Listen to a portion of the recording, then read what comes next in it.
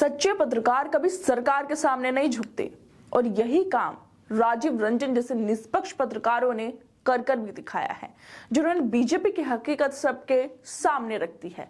विपक्ष के खिलाफ ईडी की छापेमारी को लेकर किसी भी पत्रकार के द्वारा बीजेपी पे किया गया यह सबसे बड़ा हमला है। आज के टाइम में किसी भी पत्रकार में हिम्मत नहीं हो रही है कि बीजेपी से सवाल पूछ ले, लेकिन राजीव रंजन ने वो हिम्मत दिखाई जो आजकल किसी में भी नहीं है।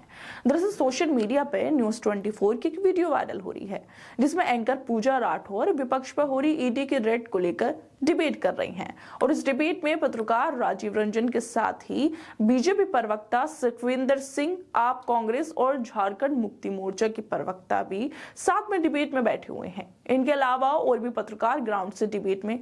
लेकिन इसी बीच विपक्ष पर हो रही ईडी के रेड को लेकर राजीव रंजन ने कुछ ऐसा बोल दिया, बीजेपी की ऐसी पोल खोल दी कि शायद बीजेपी वालों को पता चल गया होगा कि निष्पक्ष और सच्चा पत्रकार कैसे होते हैं।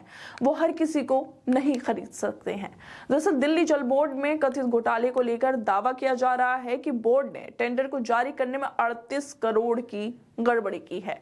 इस मामले को लेकर लगातार ईडी छापेमारी कर रही है। इसी ईडी की छापेमारी को लेकर राजीव रंजन ने बीजेपी की पोल खोलकर रखती है। उन्होंने कहा कि जांच एजेंसियां सिर्फ और सिर्फ उन्हीं राज्यों को देख रही हैं, उन्हीं राज्यों की फाइलें खोल रही हैं जिन राज्यों में बीजेपी की सरकार नहीं है। क्या वही के मुख्यमंत्री, वही के मंत्रियों पर सिर्फ भ्रष्टाचार के आरोप हैं? ये जो जल बोर्ड का मामला है, ये 38 करोड़ रुपए का है। तमाम राज्य ऐसे हैं जहां पर 100-200 करोड़ रुपए के ठेके रोज दिए जा रहे हैं। क्या बीजेपी शासित राज्यों में कुछ भी गड़बड़ी नहीं हो रही है? क्या बीजेपी शासित राज्यों के एक भी अधिकारी के घर पर ईडी की रेड हुई? क्या बीजेपी शासित राज्यों में पूरे देश में राम राज्य चल रहा है? क्या वहां पर भ्रष्टाचार की कोई घटना नहीं हो रही है? दोस्तों, राजीव रंजन यहीं पे नहीं रुके। उन्होंने बीजेपी के तमाम उन नेताओं के चिट्ठे भी सबके सामने रख दिए जिन पर कभी सीबीआई, ईडी जांच करती थी। वो इन एजेंसियों के घेरे में थे, लेकिन बीजेपी में शामिल होते ही उनके सारे दाग धुल गए। वो एकदम साफ सुथरे हो गए। अब उन पर कोई जांच नहीं हो रही है क्योंकि उन्होंने बीजेपी का दामन थाम लिया है। राजीव रंजन ने भाजपा पर निशाना साधते हुए आगे कहा कि क्या बीजेपी में जो लोग आ गए हैं उनकी फाइलों पर ईडी की नजर नहीं पड़ रही है? क्या अजित पवार, जिनकी प्रॉपर्टी ईडी ने सीज की थी, क्या अजित पवार के उप मुख्यमंत्री बनने के बाद एक भी समन ईडी ने उन्हें दिया है? कि छगन भुजबल, जो कि 2.5 साल तक जेल की सलाखों के पीछे रहे, सीबीआई और ईडी जो उनके मामलों की जांच कर रही थी, लेकिन उनका एनडीए में पाला बदलने के बाद भुजबल को कितनी बार समन या उनसे पूछताछ की गई है? प्रफुल्ल पटेल का क्या हुआ? उन पर कोई जांच हुई? हेमंत बिस्वा शर्मा से लेकर कर्नाटक के येदियुरप्पा तक भारतीय जनता पार्टी के जिन नेताओं पर कभी ईडी और सीबीआई के मामले हुआ करते थे या भ्रष्टाचार के मामले हुए करते थे, क्या उन पर कोई कार्रवाई आगे बढ़ी? शुभेंदु अधिकारी जो टीएमसी से भाजपा में आए, उनके केसेस का क्या हुआ? भाजपा वालों पर कार्रवाई क्यों नहीं होती है? अगर सिर्फ विपक्ष के नेताओं पर कार्रवाई होगी तो सवाल पूछे जाएंगे।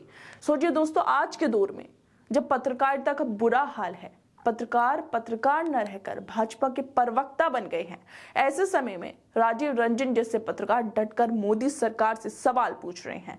जब पत्रकारों में बीजेपी से सवाल पूछने की हिम्मत नहीं है, ऐसे समय में राजीव रंजन जैसे पत्रकार सरकार से निडर होकर सवाल पूछ रहे हैं, क्योंकि सच को चाहे तानाशाह सरकारें दबाने की कोशिश कर लें, लेकिन उसे झुकाया नहीं जा सकता है। अब सवाल ये उठता है कि क्या जो हमारे मीडिया संस्थान हैं, सत्ता की चाटुकारिता कर रहे हैं, क्या वो राजीव रंजन से कुछ सीखेंगे? क्या 2014 के बाद उनके अंदर की पत्रकारिता जो खत्म हो चुकी है वो फिर से जागेगी, या फिर वो इसी तरह बीजेपी के गुलाम बने रहेंगे? लेकिन यहाँ पर राजीव रंजन की तारीफ करना जरूरी है। राजीव रंजन ने साबित कर दिया कि हर कोई सत्ता की चाटुकारिता नहीं करता है। आज भी कुछ सच्चे और ईमानदार पत्रकार इस देश में बाकी हैं जो सत्ता की आंखों में आंखें डालकर सवाल पूछते हैं और सत्ता के सामने नहीं झुकते हैं। खैर दोस्तों, आप लोगों को क्या लगता है इस मुद्दे पर? हमें अपनी राय जरूर दें और बाकी तमाम खबरों को देखने के लिए जुड़े रहिए हमारे साथ।